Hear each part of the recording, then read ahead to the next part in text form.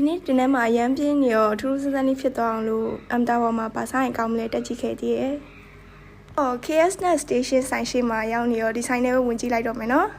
။ဒီဆိုင်လေးကို line မှာတွေ့နေရတော့ကြာပြီပေါ့နော်။အခုစားချင်တဲ့မုတ်လေးတွေအကုန်လုံးရွေးလိုက်တော့မယ်။ကဲအခုငွေလေးရှင်းပြီးပြီစားချင်တာလေးလည်းဝယ်ပြီဆိုတော့ပြန်တော့မယ်လောက်ကမှနောက်ကလှမ်းခေါ်လို့လှည့်ကြည့်ရသေးတယ်။ကိုကရုပ်ချိုးလို့လှမ်းခေါ်တယ်ထင်တာ6000မို့ကျော်လို့100 gram ထုတ်လက်ဆောင်လှမ်းပေးရဖြစ်နေရဲ့ကွယ်။ကဲခုကတော့ခုနဝေလိုက်မုတ်လေးစားပြပါမယ်နော်ဒါကတော့ကီဝီတီးချောက်လေးပေါ့ခုကတော့ကစုံလေးပေါ့ဒါကတခွားတီးဒါလေးကတော့အနူးချောင်းလေးပေါ့နော်ပိန်းနေတီးချောက်လေးကလည်းတော်တော်စားကောင်းလားဒီတစ်ခုကတော့ချင်းပြုံးပြုံးလေးနဲ့စတော်ဘယ်ရီချောက်လေးပါ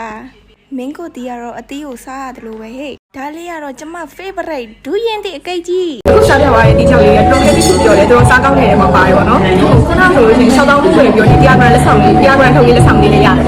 ပြီးတော့တောက်ဝစားကြည့်လို့ရှိရင်တော့ KSS Station မှာတောက်ဝစားကြပါ